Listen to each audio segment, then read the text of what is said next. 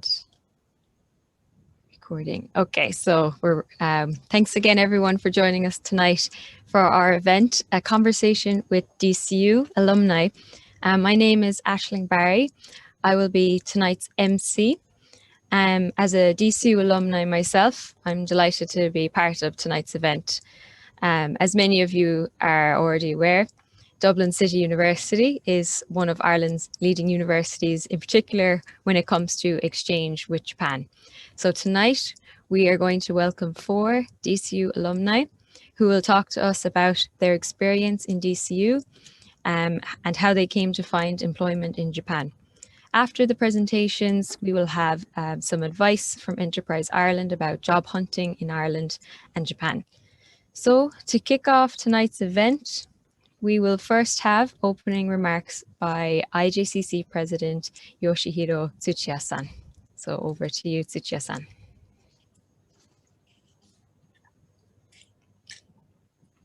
Can you hear me? Yeah. So dear IJCC members of DCU alumni, good evening and warm welcome to our event, a conversation with DCU alumni. My name is Yoshihiro Tsuchiya. I'm the chairman of the IJCC.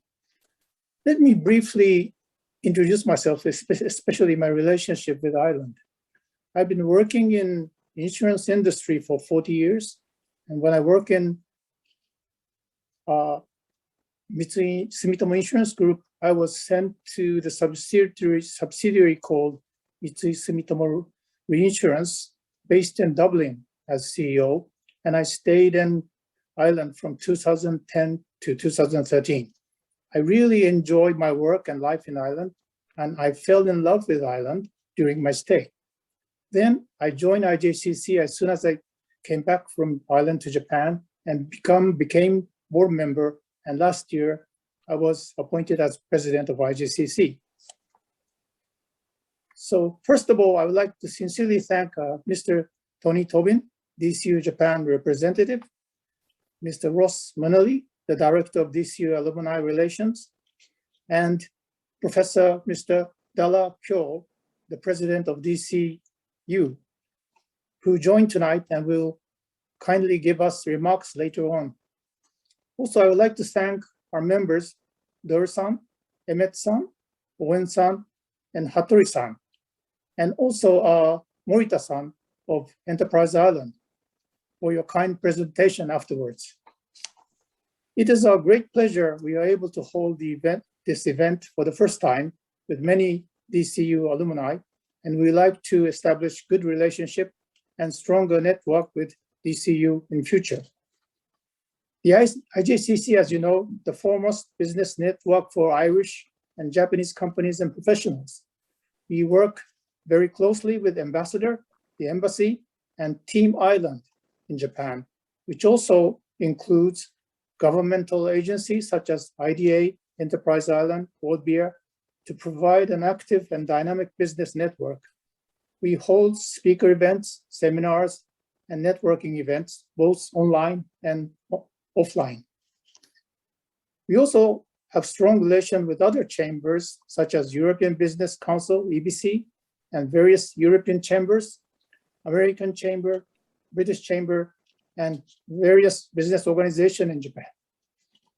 And we have various committees collaborating on initiatives such as European business, digital transformation, sports, sustainability, regional in Japan, and market entry to support both Irish companies and Japanese companies, especially SME type of company and startup company looking for business opportunity in both countries.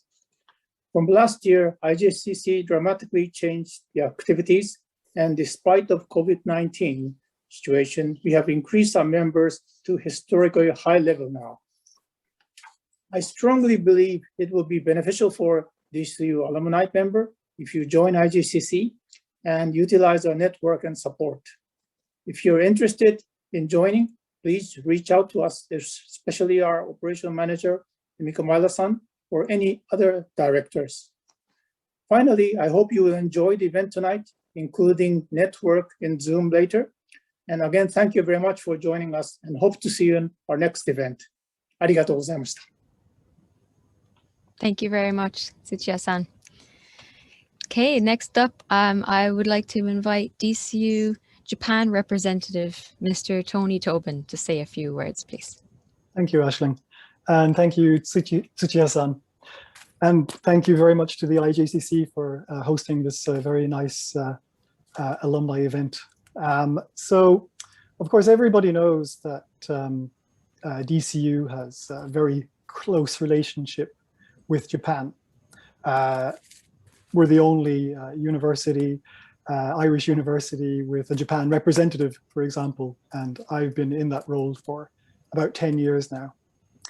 We've been teaching Japanese for more than 30 years at DCU, and we have exchange agreements with 11 universities in Japan, including Waseda, Sofia, Ritsumeikan, Doshisha, and so on. We also have one-way agreements with more than 20 other universities in Japan. In a typical year, about 20 DCU students would come on exchange to Japan. At the moment, that's not possible, of course. And also in a typical year, we would have about 50 Japanese students taking academic courses at DCU. So that includes students coming on a one-year exchange. It includes students taking full undergraduate degrees and full postgraduate degrees. Occasionally, we have PhD students from Japan as well. Our largest numbers from Japan are at our English language school. Typically, we would have 600 to 1,000 students from Japan taking an English course for anywhere between 1 month and 1 year. Of course, our alumni are active in a very wide variety of sectors here in Japan.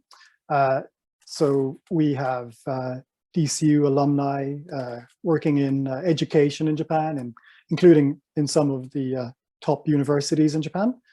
We also have alumni who are involved in translation, in ICT, in finance, and I'm aware of at least 3 DCU alumni who are running their own businesses here in Japan.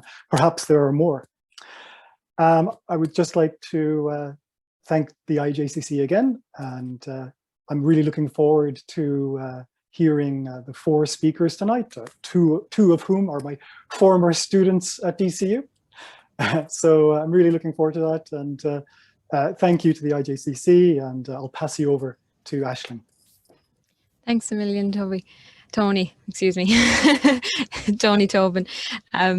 Yeah, great to hear about the exchange activity going on between DCU and Japan, and the long history as well. It brings me back to when I studied Japanese in DCU all those 4 years ago. So thanks a million. Now by the president of DCU, Professor Dara Kyo. So we will actually hand over to Professor Kyo for a few words, please. Hello, Aisling. Good evening, everybody, and greetings from DCU. I'm sitting here in Albert College.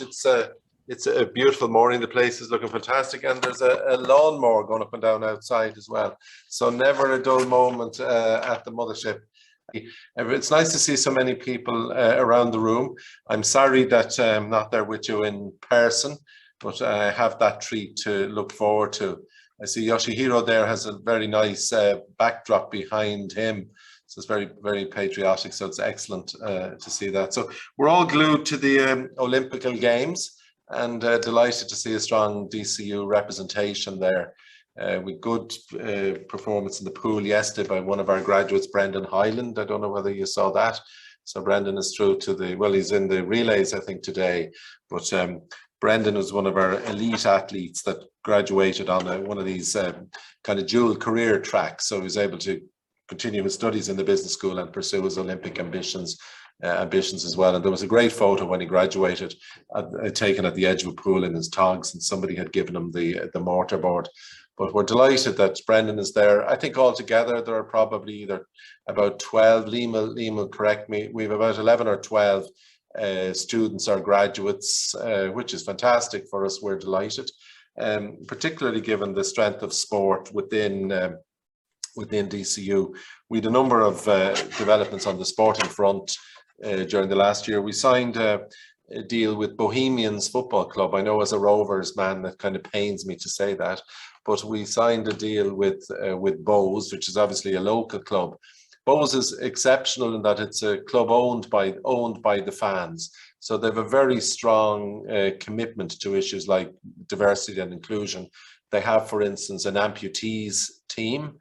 They very strong messaging on kind of anti-racism and so on. But we signed a deal with Bows, and they will use the facilities in St. Clair's just as the Dublin GAA do.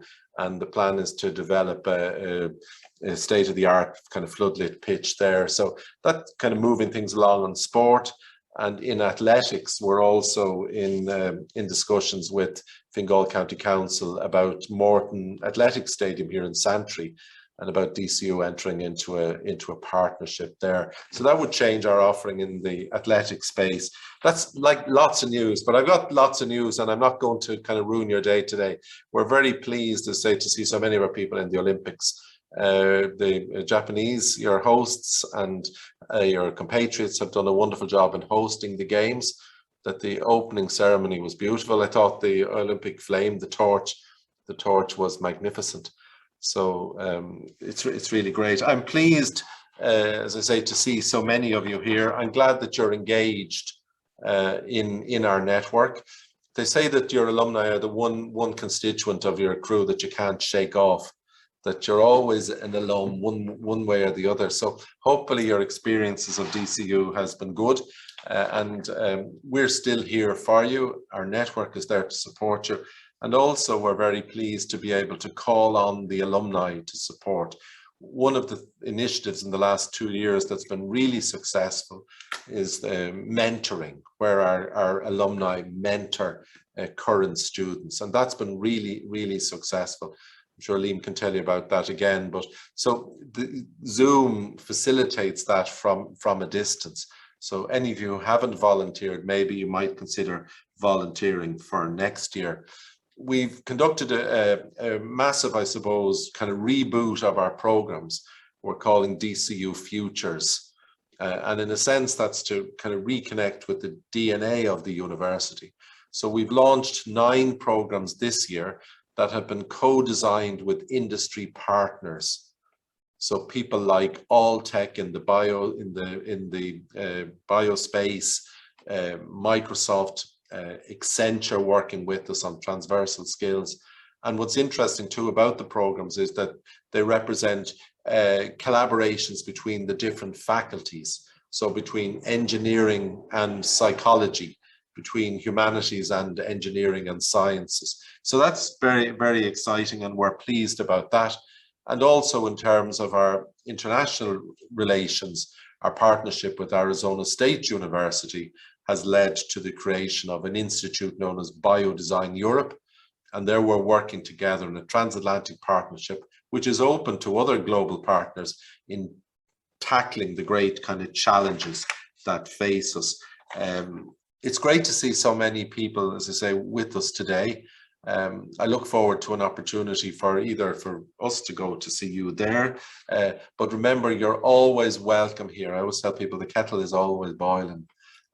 So whether it's tea or a plate of goujons or whatever your fancy is, you're welcome back to DCU. So as I say, stay in touch. I'd like to thank everybody who made today possible. Emiko is here. Are we here? Oh, there you are, up at the top of my top. So welcome. So Emiko's operations manager at Ireland Japan Chamber of Commerce, which is a very interesting role. Tony Tobin. Tony is here as well. You can see Tony there. Tony has a clock to remind us to keep ourselves short over his head there. Emmett Duffy, Owen Omikyo, who's spoken to us already, Dura, who's spoken to, Wataru, and Asami. So I'd also like to thank Aisling Barry for holding the whole thing together, and Liam Kane. So listen, that's enough for me. Great to see everybody. Keep cheering for the the Irish, particularly our lads in the pool today. And we look forward to connecting again. So I look forward to hearing the rest of this morning. So thank you very much, Aisling, and thank you, everybody. Thanks a million, Professor Kyo. That was excellent. We'll all be in the door pretty soon for a cup of tea and goujons at the new bar. So have the Japanese flag. Maybe even something stronger. Maybe even something stronger, Aisling. Okay. Listen, you're very welcome. You know that. Thank you. Hopefully sooner than later. So thanks very much. Yeah, without further ado, we're going to move on to the main session of tonight. We have 4 presentations from our 4 DCU alumni. So I'd like to introduce tonight's first speaker. First up, we have Mr. Dira Myler. And Dira is a HR and English business coordinator at Sekisui Medical. So whenever you're ready, Dira. Thank you very much. Good evening. Great to see so many familiar faces and some new ones tonight. So I'd like to introduce my own experience as a DCU graduate getting a job in Japan in a Japanese organization, and then also a little bit my experience because I work in HR from the hiring side, talk a little bit about the experience that I've had in hiring graduates and what's expected and what the process is. So just my own brief profile. My name is Dura. I was born in Dublin, raised in glorious West Cork, and I studied in DCU, graduating in 2014 in business studies. After graduating, I was hired by Sekisui Medical, and that was through a program that followed on from the FALS program, which some might be familiar with. A lot of Irish graduates were hired by Japanese companies since the 1980s through this program, and our company was one of the ones that continued on afterwards. And then after arriving in Japan, I had a brief stint as a board member in the IJCC. And in terms of my hobbies, I think there's been an absolute boom in the record industry in Tokyo since work from home has started. I've well, cease and desist order makes the unofficial necessary, but Guinness taste tester in Tokyo if anyone needs any pub recommendations. And outside of Tokyo itself, I love exploring the countryside here. It's a wonderful place to live. I've been here six or going on 7 years now, and there's always something new and brilliant to explore. So next slide.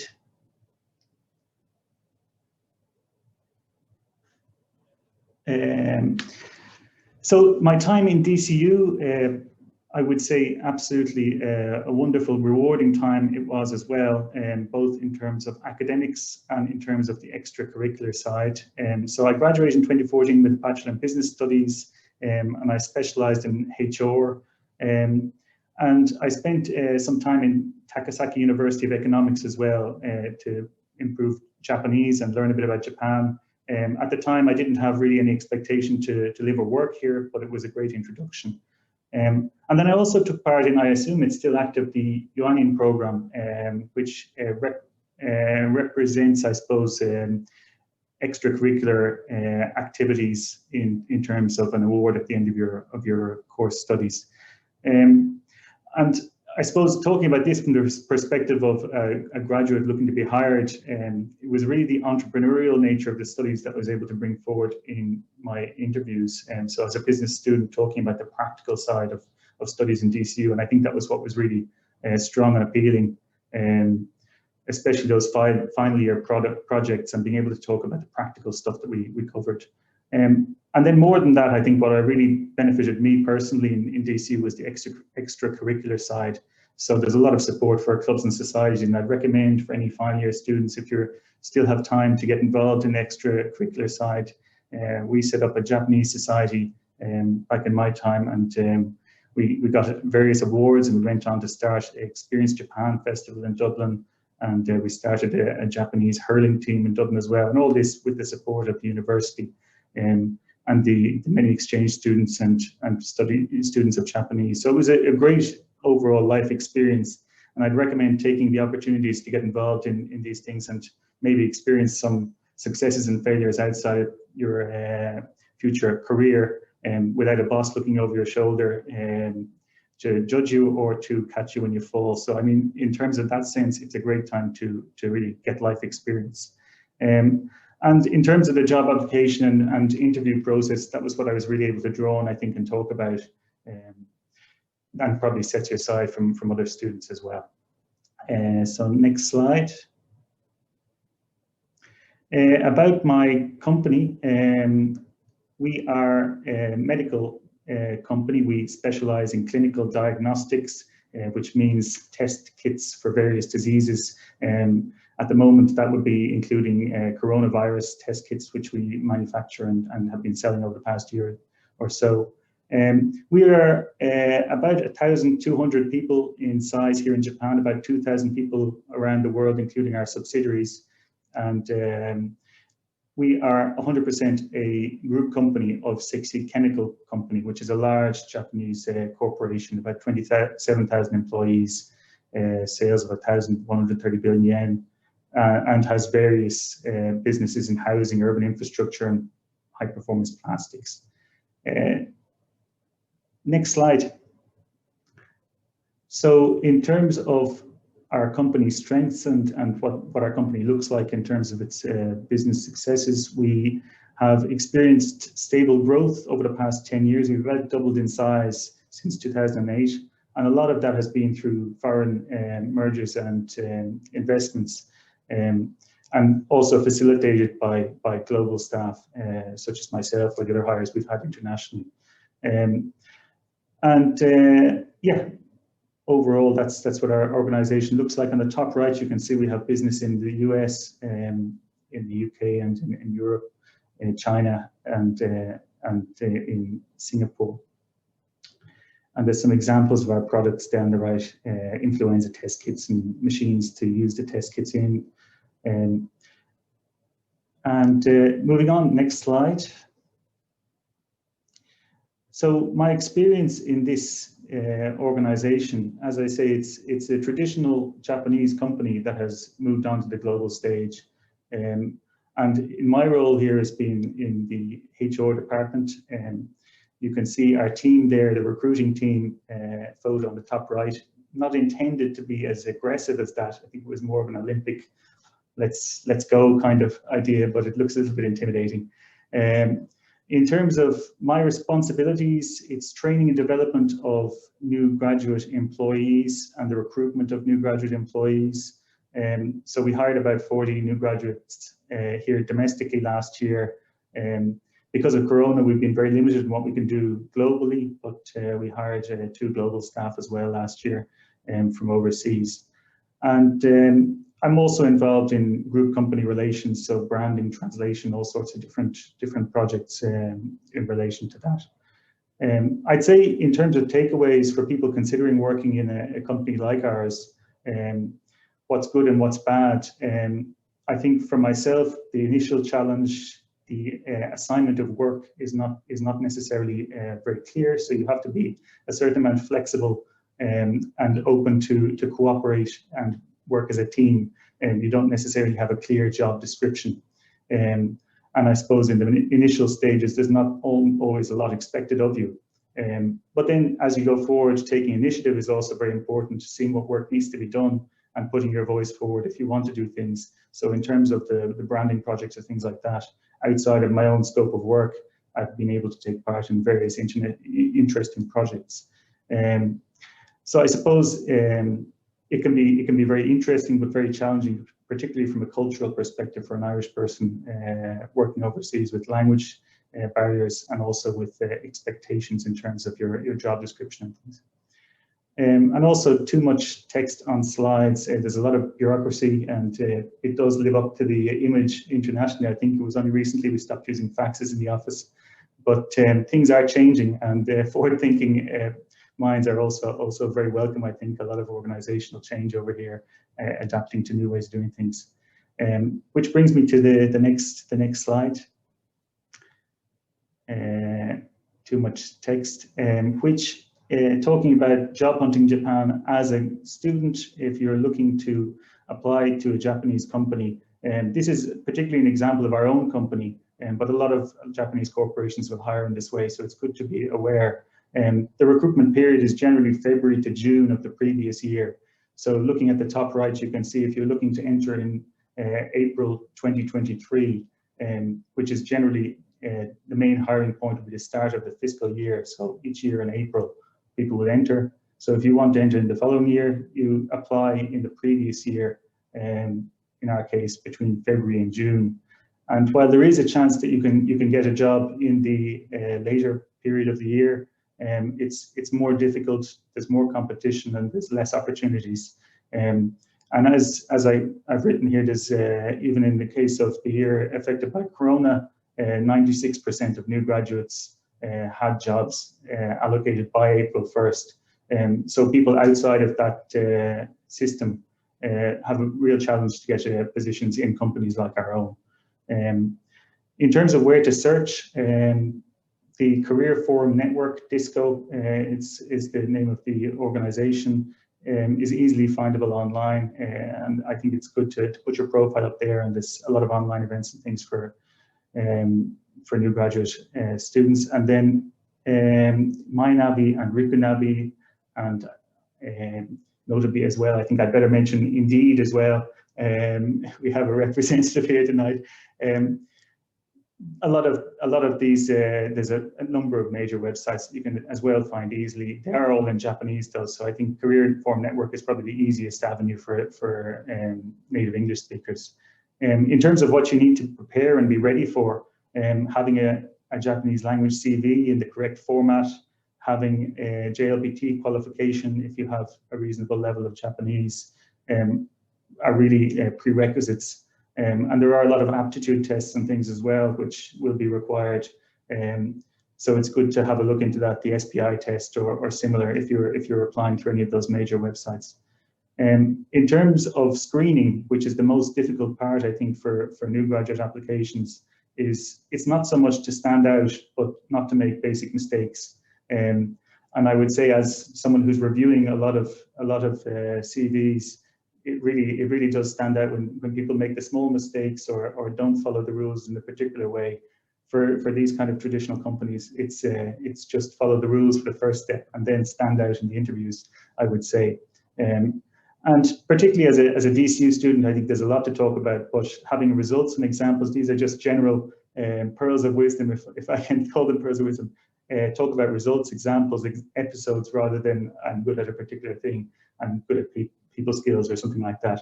And as well, I think it's easily missed, but look a little bit into the company and have a little bit of knowledge of the company before you apply, and really does stand out as well.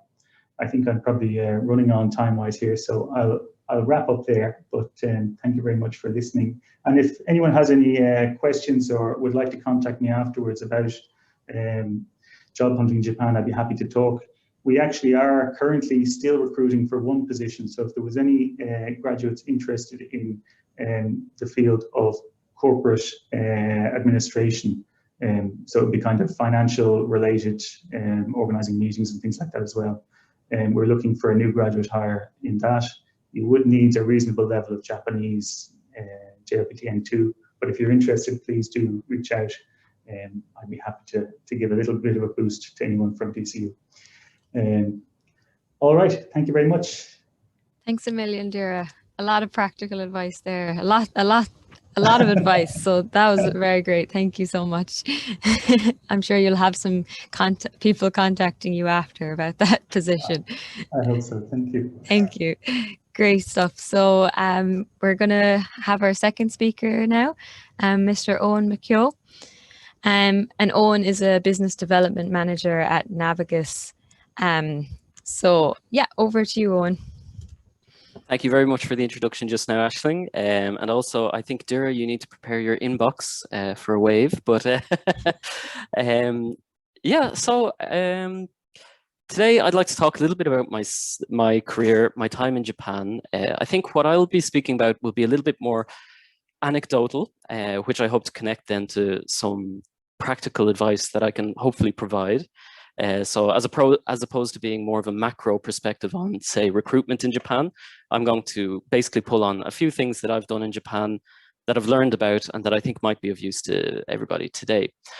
So to begin with, I might begin by maybe introducing myself. So for all my sins, I'm from Maynooth. I was born in Dublin, raised in Maynooth, and I as quickly as I could, I got out of Maynooth to DCU. And no offense to any Maynooth people. Before going to DCU, I managed to actually start studying Japanese. I had heard through a friend that in St. Michael's College, I think it is, they have weekend courses where you can study Japanese for the Leaving Cert.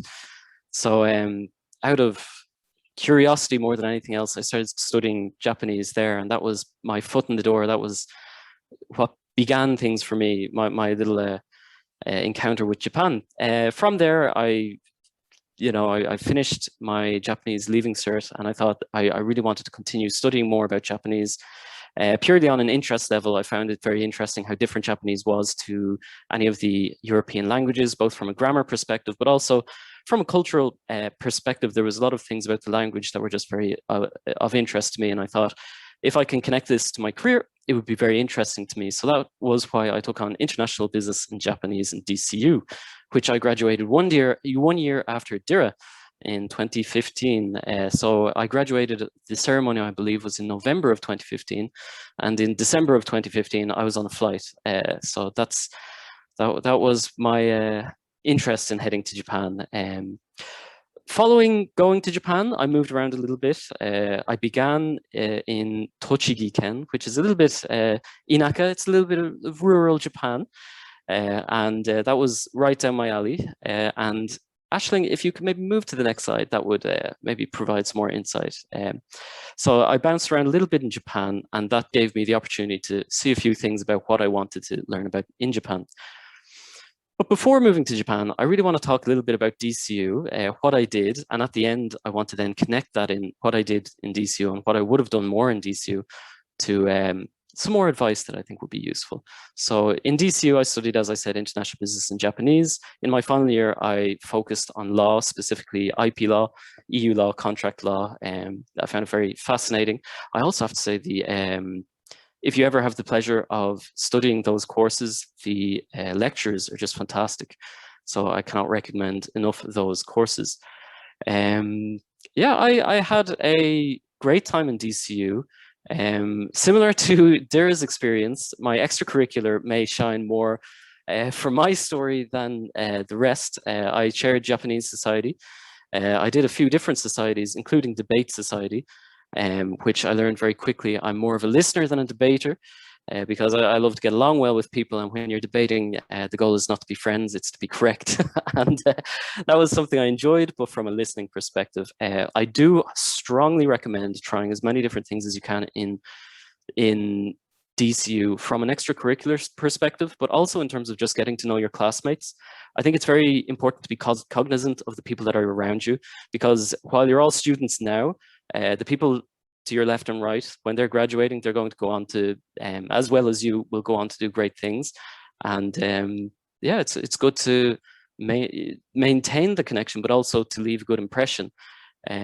So do try to get to know a little bit more about the people around you, both inside of your circle, your direct class. So if you're studying business and Japanese, sure, get to know your business and Japanese colleagues, but expand your circle as well to other fields, because that will stand to you down the lines. I cannot express enough how important I found that. I've had interviews through friends. I've had clients introduced to me through friends. It's so important to always leave a good impression and always try to expand your circle. And also because it's interesting as well. It's good to get to learn some more about the world around you. So in my third year in DCU, I went to Takasaki University of Economics, which was fantastic for me because I wanted to stay away from cities. If you end up going to Tokyo or any of the major cities, there's nothing wrong with that as such, but you will find you can get by with English. And I knew before going over for my year abroad that if the crutch was available, I would have leaned heavily on the crutch. And I'm not sure to what extent my Japanese would have benefited from that, which is why I very much wanted to get into the countryside, and I loved it, which is why I returned as soon as I graduated. Aisling, if you could move to, or Emiko, sorry, if you could move to the next slide. So this is a bit of an introduction to my career. This will also explain why I bounced around in Japan a little bit, and I'll go into some of the details about the roles that I took and the companies that I was in. What I really want to emphasize, though, is the importance of understanding the company that you're going to move into, and understanding a little bit about yourself and how good of a fit the company you're going to move into may or may not be. So the first place that I began working in Japan was for English teaching. It was a company called Interlink. I believe they're still around. I was an assistant language teacher. I taught English in elementary school and junior high school in the absolute middle of nowhere, and I loved it. It was great fun. The kids were amazing. The staff I worked with were amazing, and I loved the lifestyle. It was just a fantastic job. I loved it. The one thing I would say, though, was I wasn't using as much as I wanted to with regards to what I studied in college. So for me, Interlink was a great opportunity. This teaching position was a great opportunity for me to get the foot in the door from a visa perspective, to get some experience and to prove that I can work, which is important in Japan. They use a word a lot called jiseki, which is your what have you done, basically. As Dira said, when you want to speak in examples, it's always important to point at I did A, I did B, the results of A and B were. So if I wanted to do something in Japan, it was always important for me to start from somewhere like English teaching, where I could get a quick start and really prove that I'm able to do what I say I will do. I did some very unusual things actually as an ALT. They have a few systems of basically parents coming in to watch meetings, to watch classes, which happens about once every trimester. And we had, normally what happens is it's on the local town level. But for me, I also did something which is quite unusual for an ALT, which was it was at the Todofken level. So all of the teachers for the local towns actually attended one of my lessons, which was a little pin on my shoulder, which I brought to a lot of different interviews. And that stood to me because even though I wasn't doing something that I had planned to do as a part of DCU, it was something that I was creating achievements with.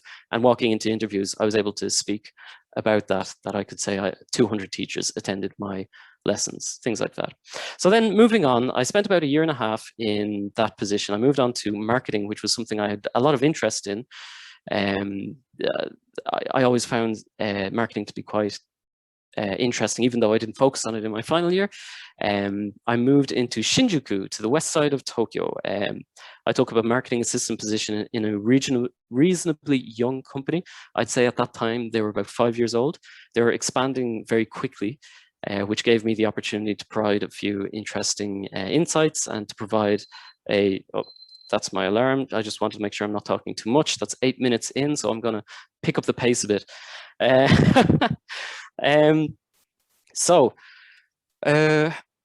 Cronulla was a very young company. It gave me the opportunity to learn very quickly about how businesses grow and how businesses upscale. And that was something I took into my next position, which was also a young company, but it was far more traditional in how it operated. And this is something I really want to, if you can take anything away from what I'm talking about, it should be, what's the corporate culture in the company you're looking to apply to? What is it that they do? How do they operate? Because for me, as much as I learned massively from SyncLink, SyncLink, by the way, is a digital marketing agency. I was the lead for sales. I was the account executive in name, but I ran the sales. I basically did everything for our B2B solution sales. And I learned a massive amount about how traditional businesses work in Japan, as opposed to just how your young company works. The thing that I learned also from that is traditional businesses like you to work quite long hours, depending on the business. That was something that was very much a case with that company. I ended up working quite a lot longer than I expected. And that is something you need to be aware of before going into a company. What is the expectations with overtime? What is the expectations with regards to your private life? Some companies will actually expect you to prioritize your company. And if that is in line with how you're looking to aggressively pursue your career, that's no problem. But it is something I really think everybody should be careful about before going company to company to company. It's very important to understand what is the actual corporate climate like inside of the company. I'm currently actually working at at Navigus, which hopefully I can spend 2 minutes explaining. Can we go to the next slide, please? So what is Navigus? What do we do? We are a location intelligence company specific to Google Maps. We develop bespoke solutions for our clients. What they look like is it could be asset tracking. It could be things like, you know, if you open up your Uber Eats app and you can see the delivery coming your way, that's asset tracking. We do a variety of different things. We overlay data onto maps to better understand sales based on regions, so you can have more intuitive decision-making processes inside of a company. Essentially, if a client has data and they're looking to leverage that for either better decision-making or better user experience for the clients, there's a lot of things that we can do there. That's what Navigus does. Now, onto the next slide, what I do. So inside of Navigus, what I do is, sorry, could we move to the next slide there? There we go. So what I do specifically is 3 things as a business development manager. A business development manager is one of those titles that it means a lot of different things to a lot of different people. Specifically, in my case, what it means is I optimize the sales channels. I manage our digital marketing specific for the Japan and the APAC regions, as well as developing the relationships for either with a view towards joint ventures or towards revenue share opportunities. There's a lot of different things I do in those areas. That's based heavily on a previous line of work that I pursued, and there's a little bit of flexibility in the company that I'm in. Again, understand the corporate culture before you move into it. And then if we can move on to the next slide, because I don't want to take too much time. So my 2 cents, what to consider, the corporate culture fit. What does the company look like from a 9 to 5 basis? Is it a 9 to 5 or is it a 9 to 11 a.m.? What are your long-term goals? Understand what it is that you want to do, because if you're moving into a great company with great opportunities, but that's not a fit for how aggressively you want to pursue your career, you're not going to be happy, and that's in the long term not going to work out. And so it's very important to be aware of what you want before you step into a company. And lastly, the virtues of positive business practices. So a lot of my clients that I have now are connections that I've had in the past, people that I've just got along with very well. I mean, I've worked at companies that were previously connections. Just it's a small world out there, and I cannot emphasize how important it is to make connections actively, but also to maintain them and to always put the best foot forward. Those are the 3 things I'd recommend. And yeah, that's a picture of me, by the way. I got a little hachi-maki going when I was young. So that's everything from me. Apologies if I talk too much. There's a lot more I could talk about, but please do ask any questions that may have been raised in the Q&A session or after. Great stuff, Owen. Thanks a million. Like Dira, a lot of wise words there and a lot of great practical advice. So thanks a million for that. It's very easy to see that you're passionate about working in Japan. So keep up the good work. So we'll move on now to our 3rd speaker of the night. We have Mr. Wataru Hattori. Hattori-san is a director of sales at Indeed Japan. So off you go. All right, thank you for the introduction. My name is Wataru Hattori, from Japan, from Hiroshima. And I graduated Kansai Gaidai and also DCU around 2013. In the same year, I joined at Misumi, which is a Japanese company in the trading company.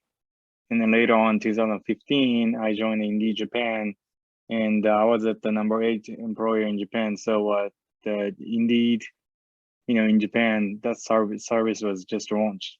So I was like kind of, first members.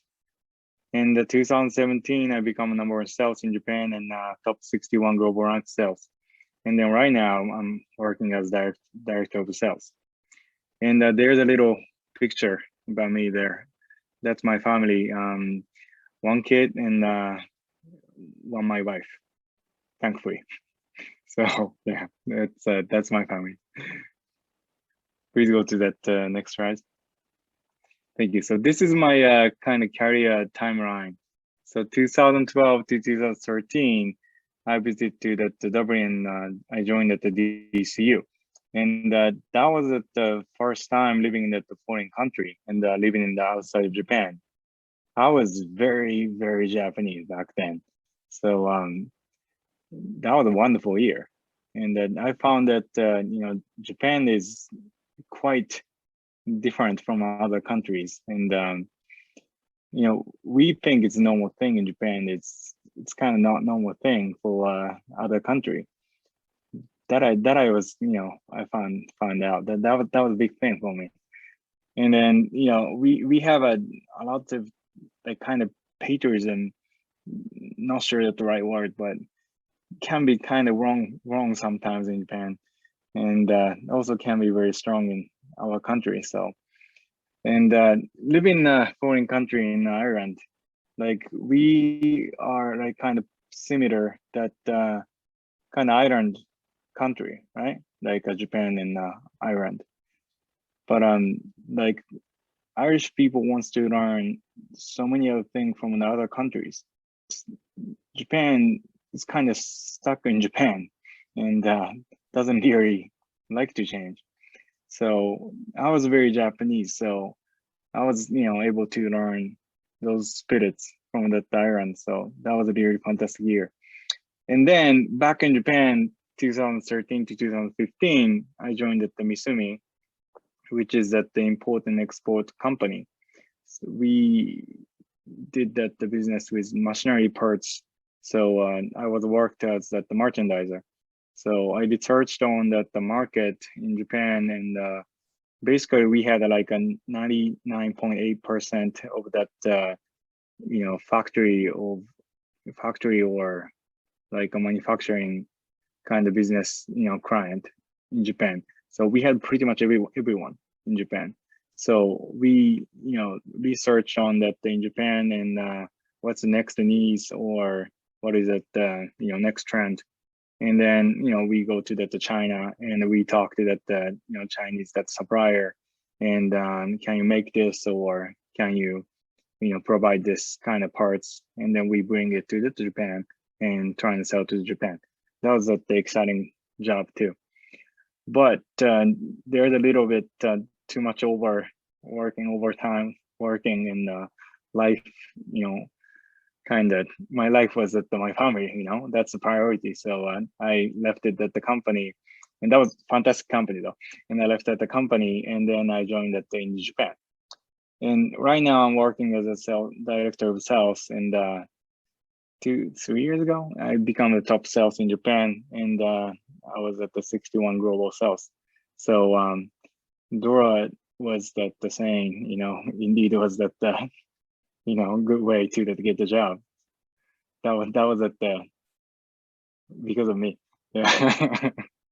Well, you know, so Indeed had the job search engine in Japan and Ireland as well, right? So I think it's 53 countries we have in the business all over the world, and we have in Japan too. So if you want to search that, you know, like any kind of job in Japan, you can just put in even in English, you know, type in English in job search engine, and there is going to be a English job description show up. So you can use it for that, you know, get your job too.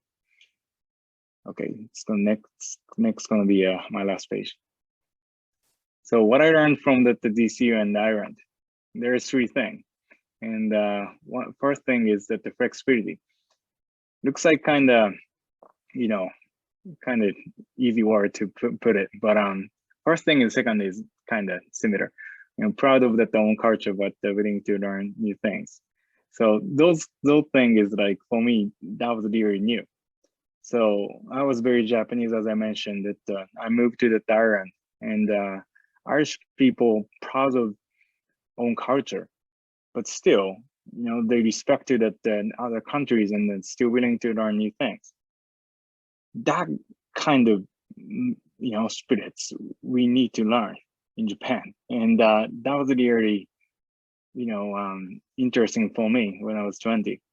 So like I made a friend and talked to that a lot of Irish people, and I, studying the DCU, and those things, those that the biggest learning thing for me. So I just put on that the flexibility. And third thing is the potatoes and drinks.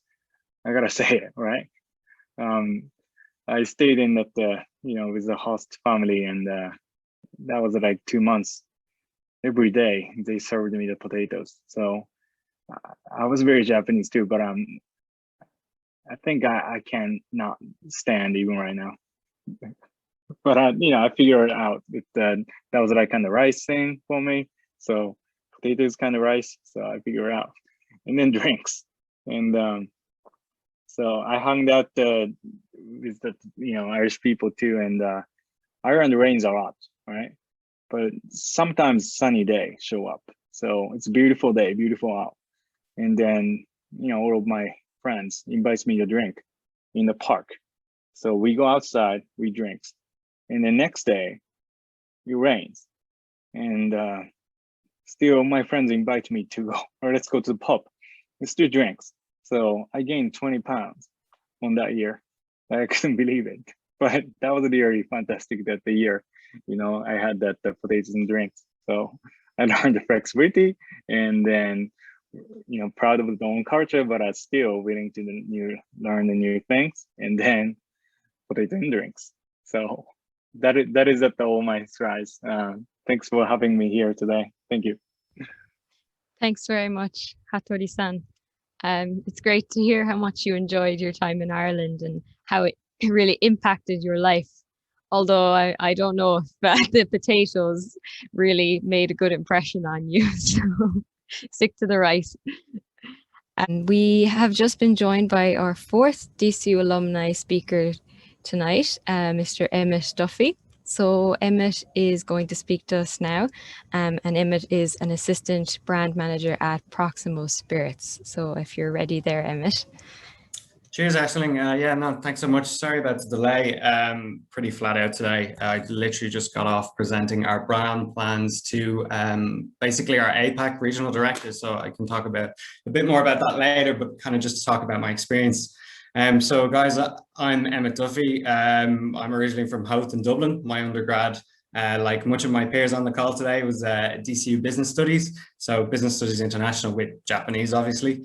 But then after I did my master's in international marketing practice with UCD Smurfit, finishing up in December of last year. So that was run as part of the Board BIA Fellowship. I'll talk about that more later. So I basically lived in Tokyo from November 2016 to 2020.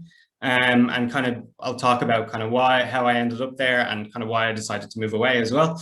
And just a bit about myself. I'm obsessed with good food and drink, cooking, coffee, cocktails, exercising, Brazilian Jiu-Jitsu, MMA. But during lockdown, pretty much just a lot of long walks, urban hikes, whatever you want to call them. So yeah, and then traveling and trying new things is really important for me. I'm just back from annual leave. I'm still currently in Paris. I don't fly out till tonight, so it's nice to be joining you from somewhere other than Tokyo and Dublin. If you want to move on, guys. So my time at DCU. So yeah, business in Japanese from first year, kind of from my first marketing module, from my first marketing lecture, I was like, this is very much something I'm interested in. And, finding out how to build great brands and convincing people why they should pick you over something else. And then my first experience in Japan was the summer exchange organized with Tokushima University. I'm not sure if they're still running that, but it was absolutely fantastic experience, and would recommend it if there's anything similar. Obviously, it's for, I think we were there about 6 or 8 weeks. It's a big kind of chunk of cash, but it's absolutely worth it. Like that picture in the top right is literally me and two of my best friends, Owen and Des, who also study Japanese, outside Osaka or Kansai International Airport, basically just kind of, finally getting to drink Pocari Sweat, and everything's so new and cool. And, you kind of set yourself up quite well, both in terms of language, but also kind of how Japan works before doing your study abroad in third year, which is what I did in Takasaki. But before that, I did an internship with PwC, particularly for language students. Obviously in DCU, if you just do business, you get your inter-placement sorted for you. But I was very conscious that, you know, if I didn't, I'd be going, possibly graduating from DCU with no professional experience. And that was kind of something I was very worried about, and something you should kind of be concerned about as well. Not necessarily worried, but I had a lot of work experience in hospitality and bars and pubs and that sort of thing. But, you know, PwC, great name to have. Ended up getting an offer from them, even though it was just in the summer of second year. But, you know, the main thing I learned was I didn't want to be an accountant. I didn't want to work in tax. I didn't want to work in auditing. And I think that's my biggest takeaway from that. And then in third year, yeah, went to Takasaki, absolutely fantastic experience. Like, my Japanese wasn't great towards the end of second year. I think I was kind of bottom half of our class. But living in Takasaki, you know, no, I'm sure Dira and Owen have touched on it as well. You know, not a lot of foreigners, not a lot of English speakers, like perfect opportunity to really get your Japanese chops up. And like Owen, I worked in the Red Lion pub, which is a fantastic experience. You know, if you want to get dropped in the deep end, try talking to really old Japanese men in bars and trying to understand what they're ordering and what they basically want from you. Even so much so that, like, when I went to Tokyo and people started being like, here, do you want the English menu? I was kind of getting annoyed. I was like, here, it's fine in Japanese. And then just kind of talk a bit about my extracurriculars. I didn't live on campus, I commuted. So, you know, you kind of miss out a bit on some of the clubs and social aspects, but obviously you kind of make the best of it. I basically worked first to fourth year. So I always had part-time jobs, mainly in hospitality. And, you know, it's kind of hard juggling that, especially to the end of fourth year. Just be conscious of that. You know, you might want to pack in your part-time job towards the end, but also, you know, great opportunities with DCU. I was a tour guide with the language school, so able to take Japanese university students from Toyo mainly around to the likes of Galway and, you know, key spots in Dublin. And then just for myself, I was in a lot of clubs, but didn't really commit to any, just because of my schedule and part-time and stuff like that. And then I know Asami covered it quite a lot, but in terms of job applications and interviewings, you know, there's so many like different pitfalls for that going forward. Like, ideally coming out, I think it's like, for a new graduate, it might be hard to move straight to Japan unless, you know, you want to go that English teacher route, or go on to JET, which is, you know, a fantastic springboard. I'm sure some of the guys said it's very hard to get hired for Japan without being in the country. You know, that's for a lot of different reasons. You know, worries about language ability, culture fit. But even just in terms of getting a visa, like, getting a visa can be an absolute nightmare if you don't have a company in market sponsoring you. And so I had the sad face there for me. Like, coming out of college, I got my ideal role, but it was the only role I got offered. So that was a bit, that wasn't ideal.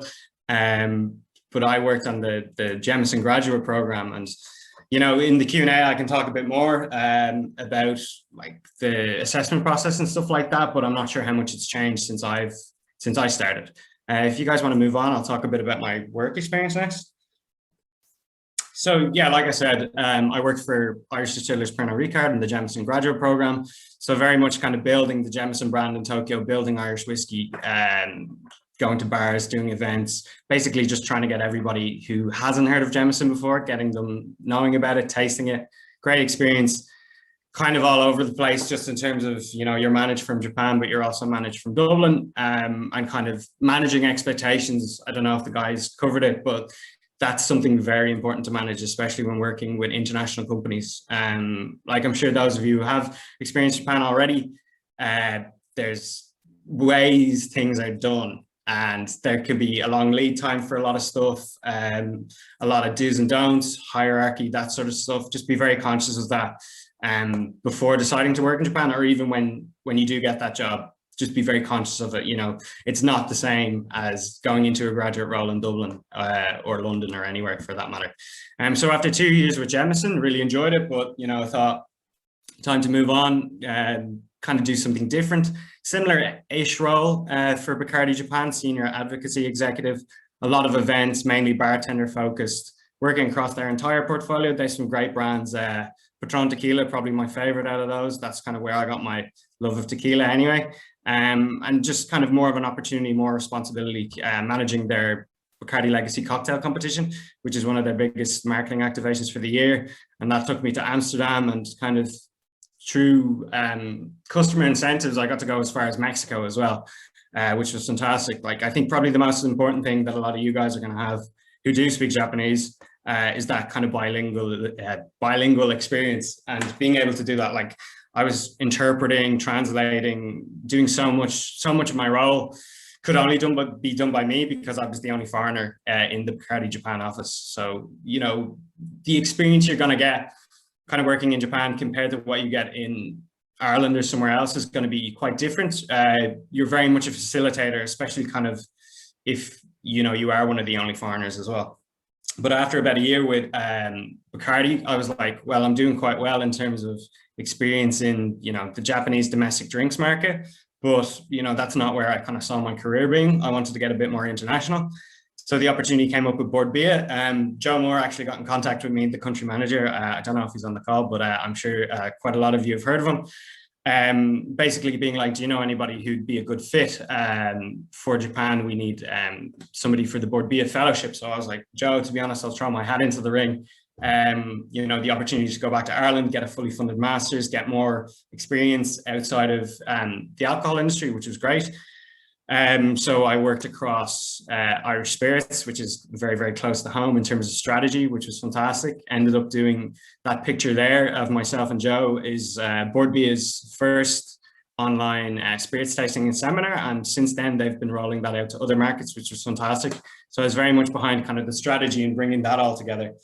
And then kind of lesser so working on promoting dairy products for Carberry.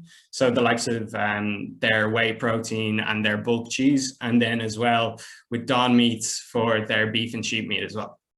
So then after that, graduated December. So had been job hunting for quite a while. Opportunity came up with Proximo, was pretty much ideal. Like I said, I was very conscious that I was very specific to Japan. And since kind of entering Bord Bia and stuff, I've been kind of looking at covering more markets. I don't know if that's a pitfall. Some of the guys pointed out, like, if you're going to spend a few years in Japan, if you do decide to leave, people are going to be like, okay, it's great that you've all this international experience, but you've experienced for Japan. Now, I felt even joining this new company that in terms of like digital and marketing and stuff as well, Japan was miles behind, even what Ireland's doing, which is kind of not what you would think. But, you know, Japan, very old school, kind of pound the pavement sales. They're not, the country itself, well, depending on what company you work for as well, not amazing at marketing, particularly in the drinks sphere. But yeah, so just to kind of go into a bit more about what I'm doing at Proximo now and why I was late to this call, if we want to go to the next slide.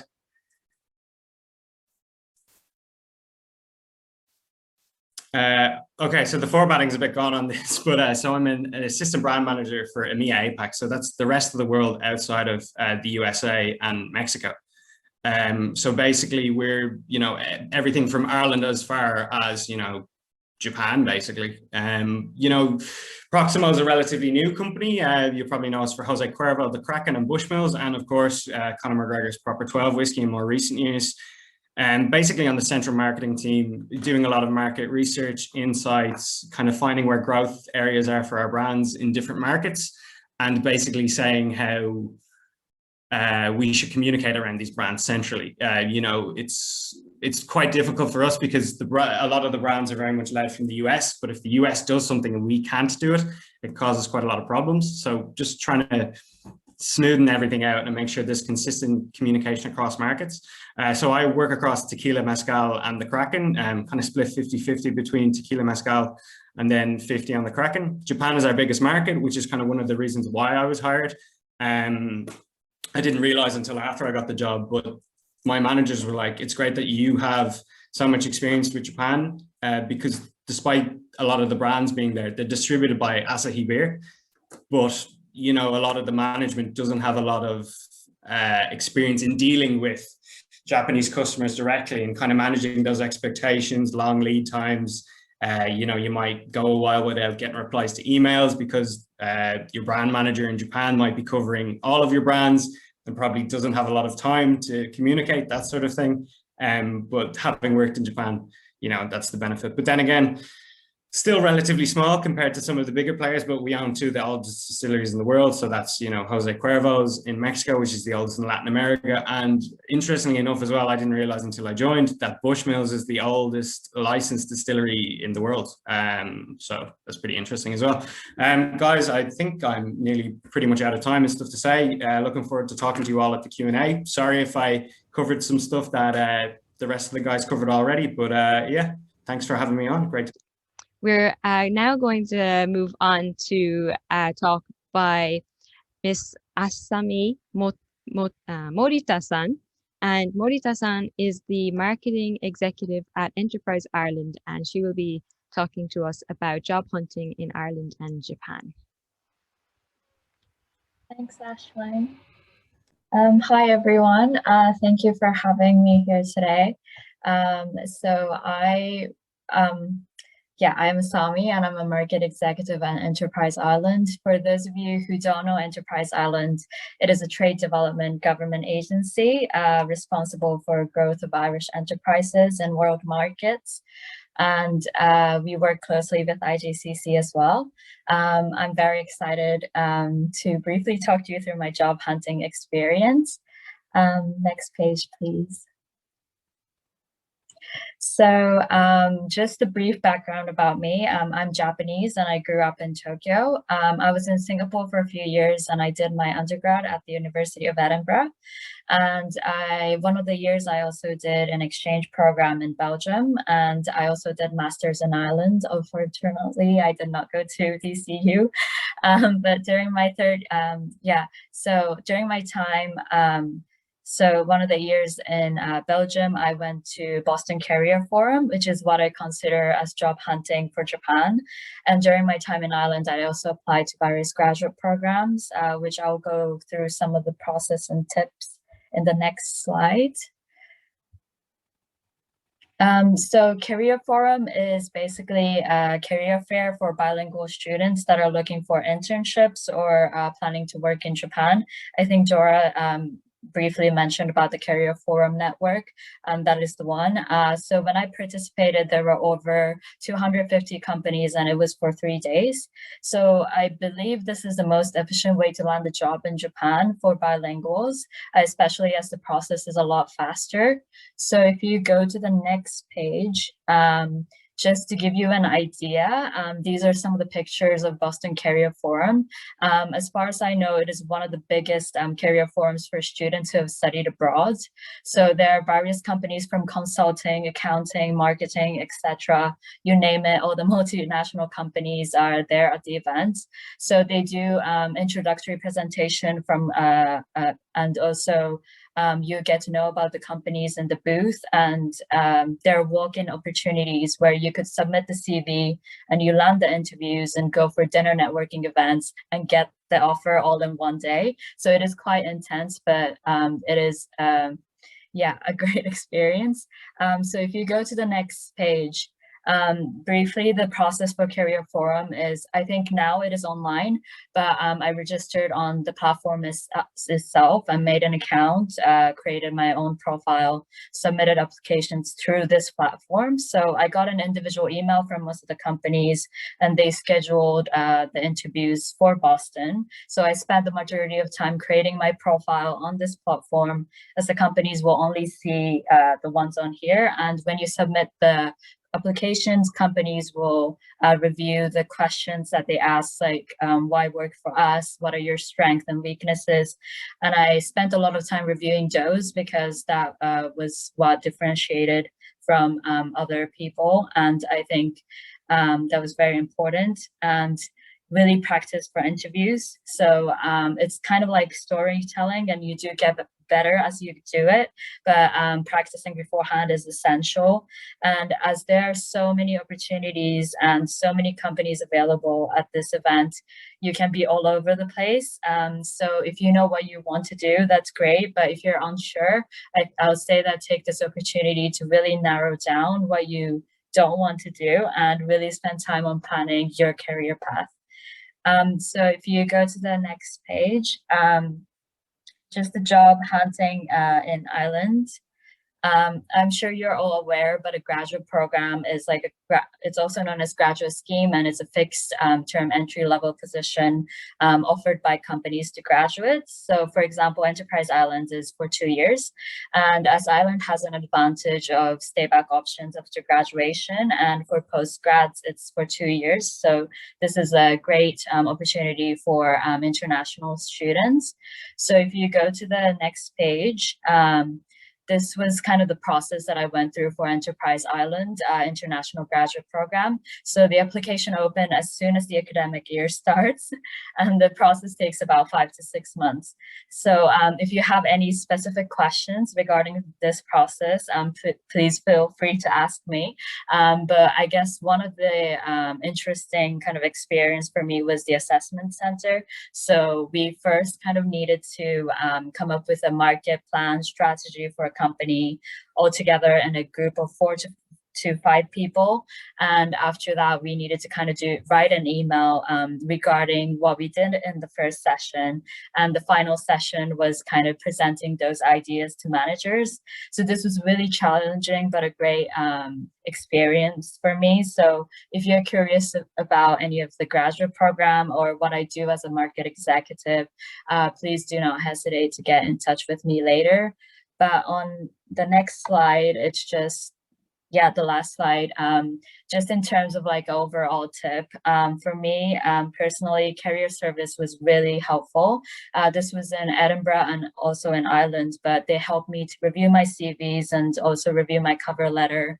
And I also attended a lot of events that they used to do around like LinkedIn profile and networking. So if you are thinking of working in Japan, maybe they're not the people to go to, but if you're thinking to work in UK or like Ireland or those companies, I suggest that you consult them. And in terms of networking, given it's COVID, it's really difficult, but reaching out to people with similar background or people who have been enrolled in different types of graduate programs on LinkedIn will be really helpful.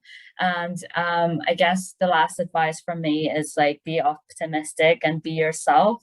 I think it's basically what I told myself when I was doing job hunting. I initially got really upset when I got rejected or did not hear back from companies. But I realized that if you are yourself and put your maximum effort and did not get the job, I tend to think it's not meant to be. And it's very important for you to be resilient.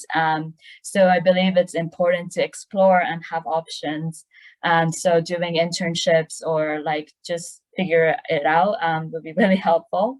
And if you're at the assessment center or interview stage, you often get a feedback from companies. So I think this is really helpful, really important for your self-development and your next kind of job hunting. So I suggest that you keep that in mind when you finish an interview or assessment center. So that's all from me. And I put like some links at the end and also my contact details if you do want to reach out to me. Thank you very much. Thank you very much, Morita-san. Lots of great advice there and a very good introduction to graduate programs and the Boston Career Forum and career services offered by your own university as well. So a lot to think about. Thank you very much. We are going to enter the Q&A session now. If anyone here tonight has a question that you would like to ask any of our speakers, you can just unmute yourself and ask your question and just let us know your name and who your question is for.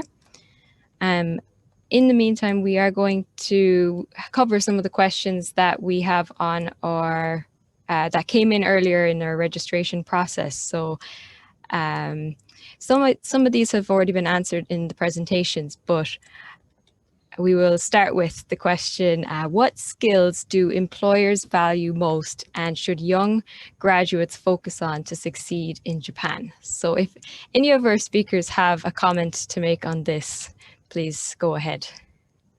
Don't fight over it.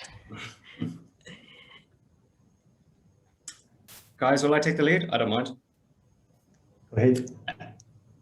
I would say, guys, just from my own experience, is Japanese language, particularly if you're hoping not to work in that kind of unless you're going to be incredibly specific as a software engineer or something like that, or working as an English teacher, you need Japanese. And a lot of the problems for Japanese companies is they see a foreigner and they're like, how good is their Japanese? Like for me, I had quite a lot of assessment getting hired by Jemison, interviews in Japanese and stuff like that. My written Japanese was never assessed. It wasn't super important, but I know the majority of companies probably won't even look at your CV in Japan anyway, if you don't have JLPT 2 or 1. So that's something to keep in mind. Thank you, Emmett. Do any of our speakers have any other comments on that? Yeah, just in addition, the same thing as you mentioned, Emmett, but I'd say you can break it down to 3 specifics if you're hiring from a Japanese company perspective. It's the language, the skills, and the personality, and they're probably important, maybe in that order as well. But the skill set doesn't necessarily always have to be relevant to the job as well. I think there's great flexibility in that sense. So just because you have a degree in a specific area doesn't mean it limits you to a career in that. I think they're more looking at the fact of whether you've really achieved your best or done something worthwhile with your time in university, rather than whether you're able to apply that to a specific career. I mean, we hire people in various departments, whether it be something like finance, who might be from graphic arts or something. I mean, there's not a direct link there to your blank page you learn into the company. Thanks, Deirdre. We just have a message there from Ronan, who would like to expand on that question. Go ahead there, Ronan. Hey guys, Ronan Miyachi. I'm actually just graduated from DCU, did Japanese and business. As you can see by my name, I'm half Japanese, half Irish. I had a bit of an advantage with the degree there. But it's amazing seeing so many people who are working in Japan or work with Japan on this call. It's really is motivating for me. Just to expand on the question, my question was very much so based towards as graduates from DCU going into Japan with a foreign degree, so say, did you guys focus towards international companies and trying to use your English, or did you go towards Japanese companies? Because I'm in a very much so privileged situation where I speak Japanese at home and my Japanese is, I would be confident with my Japanese level. But yeah, I'd love to hear your advice and just your own personal experiences. Okay, any comments on that? I suppose, Rana, just in terms of probably the most important thing for yourself is culture fit. I would say apply for international companies, because otherwise you're going through, well, I know Derek can elaborate on this quite a bit, but you could be going through a very kind of structured way of working. And, in Japan and Japanese companies, they might not see you as a particularly valuable member of the team until you get a bit older. Like your first 2 or 3 years, you may be working across a lot of different areas, but it may not necessarily be in the direction you want to be. But also, it depends on the international company as well. They might see you as being a more facilitator. They might see you being in that role permanently, and there may not be great opportunities for advancements. Just different stuff to keep in mind. And obviously, unfortunately, you can't really know until you're in the company working, but just stuff to keep in mind, I suppose. Thank you. Yeah. Thanks, Ronan. Oh, go ahead there. Just add to that from a Japanese company perspective, I suppose the advantage, I would say from a company like ourselves, is maybe you'd have the opportunity to experience more diverse types of work, and you might have a more generalist ability later on in your career. So while the progression might not be as fast or as bombastic, you probably have a little bit more say or your own input into it, probably, I would think. But yeah, I think Emmett, you hit the nail on the head there. But yeah, thanks. There's something I'd actually like to add, which is of value to taking on a role in a very traditional Japanese company. And also not to in any way denigrate traditional Japanese business. It's something we should be careful about. I think more structure does not mean worse. But one thing I want to say is whether you choose to work in a traditional Japanese business or not, the likelihood is you will be doing business with traditional Japanese businesses. And if you start your career in a bit of a traditional Japanese background, or if you have had some experience working in a traditional Japanese environment, you will be much better equipped to deal with any of those clients or any of those messages going back and forth. To be honest, even friends of mine, native Japanese people who have studied for 1 year in DCU, upon returning to Japan, they found a bit of an interesting cultural clash nearly when they began to work in Japan in a traditional company, because they found that there were certain business processes, ways of dealing with clients in very traditional settings that didn't fit well with them. And again, it's something that doesn't matter whether you're aiming for an international company or not, you are likely going to be dealing with traditional companies. An example would be, I'm in an international company right now, and some clients I deal with, DocuSign or other electronic signature applications, no problem. Other companies, we need to have company seals on it. We need to have what's called a wari-in, where you have like it's a specific way of doing the contract signing, and it's just something to be aware of, that there is benefits also towards taking on the more traditional companies, even if you are thinking of an international company later down the lines. Just something I wanted to add. Thank you very much, guys. So if any, are you okay with that, Ronan? Okay, great. Thanks so much for answering, guys. Thank you. Thank you. Does anyone else here tonight have any questions? If you do, now is your last chance. So, okay. Well, seeing as we're actually running over time, we will wrap up the question and answer session there, but we will have breakout rooms coming up next. But if anyone does need to go at this point, I'd like to thank you all for attending tonight's event. We're hoping to see you again at future events. Just while we're setting up rooms, Pat will say a few words from IJCC. Thanks, Ashley. Appreciate it. And thank you, everybody, for who's involved in organizing tonight. It's really good to see so many people who attended.